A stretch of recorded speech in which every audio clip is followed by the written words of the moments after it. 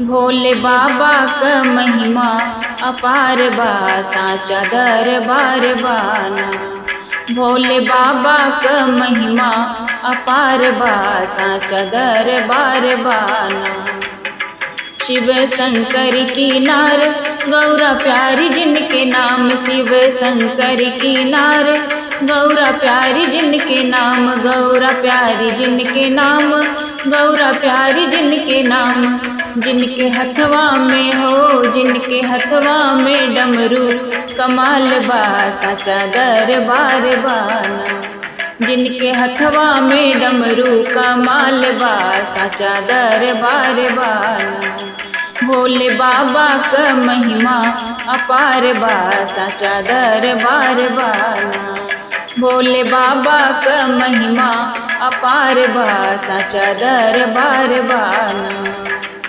श्री विष्णु की नार लक्ष्मी प्यारी जिनके नाम, श्री विष्णु की नार लक्ष्मी प्यारी जिनके नाम, लक्ष्मी प्यारी जिनके नाम, लक्ष्मी प्यारी जिनके नाम। जिनके हथवा में हो, जिनके हथवा में चक्र बेमिसाल बा, साचा दरबार बाना।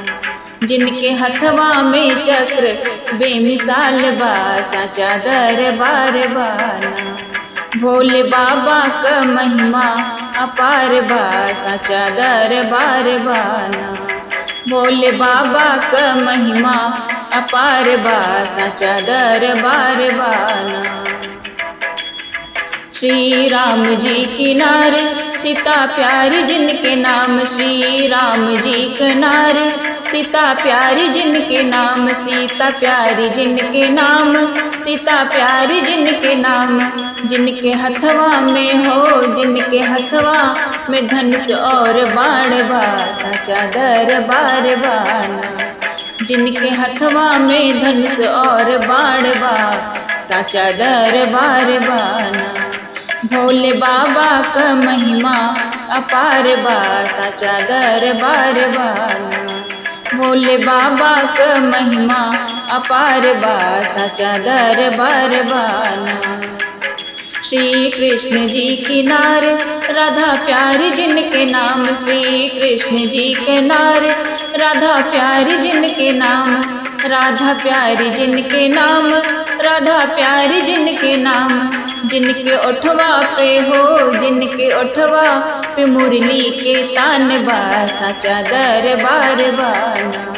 जिनके ओठवा पे मुरली के तान बा, साचा दरबार बाना। भोले बाबा क महिमा अपार बा, साचा दरबार बाना। भोले बाबा क महिमा अपार बा, साचा दरबार बाना। भोले बाबा क महिमा अपार बा, साचा दरबार बाना। साचा दरबार बाना, साचा दरबार बाना।